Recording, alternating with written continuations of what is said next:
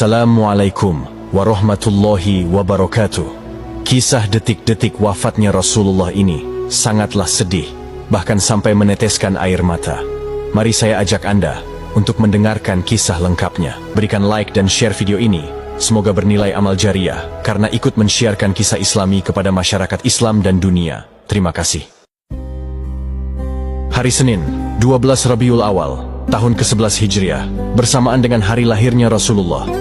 Allah perintahkan kepada malaikat Jibril, Jibril, kau turun jemput kekasihku Muhammad.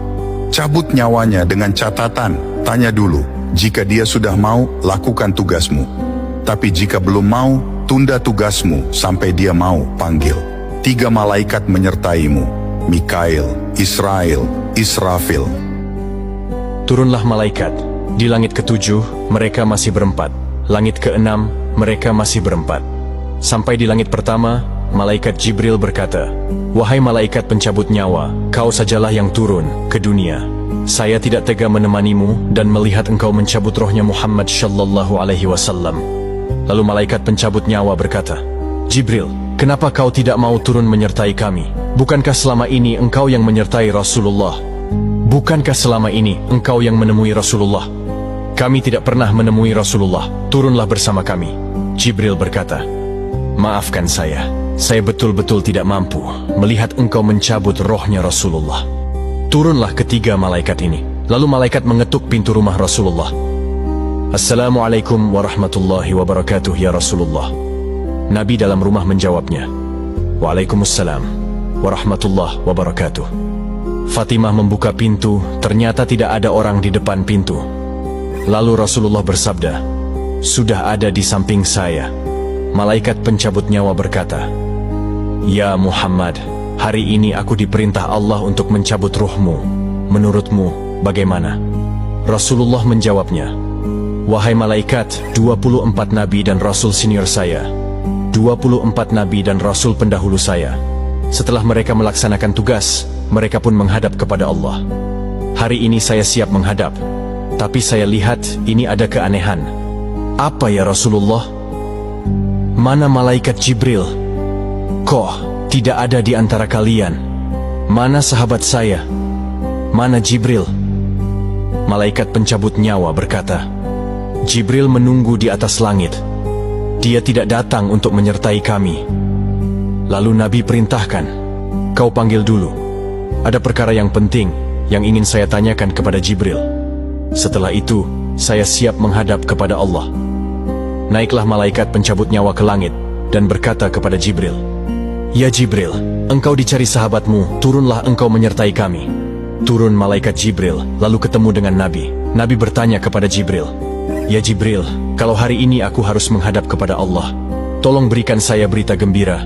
Tolong perdengarkan saya kalimat yang nikmat di telinga saya." Lalu Jibril bersabda, "Ya Muhammad, saya dapat berita gembira dari Allah. Seluruh malaikat yang pernah Allah ciptakan antri untuk menyambut rohmu, ya Muhammad. Apalagi ya Jibril. Ya Muhammad, seluruh nabi 24 haram masuk surga sebelum engkau lebih dulu.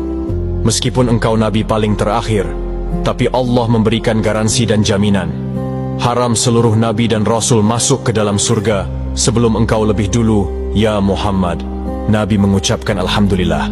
"Apalagi ya Jibril." "Ya Muhammad, jika engkau punya dosa dan kesalahan, Allah telah mengampuni dosa dan kesalahanmu." Nabi bersabda, "Alhamdulillah." "Tapi ya Jibril, itu kan saya, itu diri saya." "Ya Jibril, saya tidak cemas soal diri saya tidak ragu soal diri saya. Yang saya cemaskan umatku ya Jibril. Bagaimana umatku sepeninggal aku kelak?" Subhanallah, Nabi tidak mencemaskan anaknya, Nabi tidak mencemaskan istri beliau, Nabi tidak mencemaskan keluarga beliau. Yang beliau cemaskan kita umatnya. Jibril lalu berkata, "Baiklah kalau begitu ya Muhammad, nantikan saya." Jibril lalu menghadap kepada Allah. Selang beberapa saat muncul kembali dan berkata, "Ya Muhammad, aku telah mendapat berita gembira dari Allah. Meskipun engkau sudah tidak di tengah-tengah mereka, meskipun engkau sudah tidak berada di tengah umatmu, selama umatmu berpegang kepada Quran dan Sunnah, mereka akan selamat dunia, sampai di akhirat. Mendengar ini, Rasulullah lalu tersenyum dan berkata, Alhamdulillah, segala puji bagi Allah. Malaikat pencabut nyawa, silahkan laksanakan tugasmu.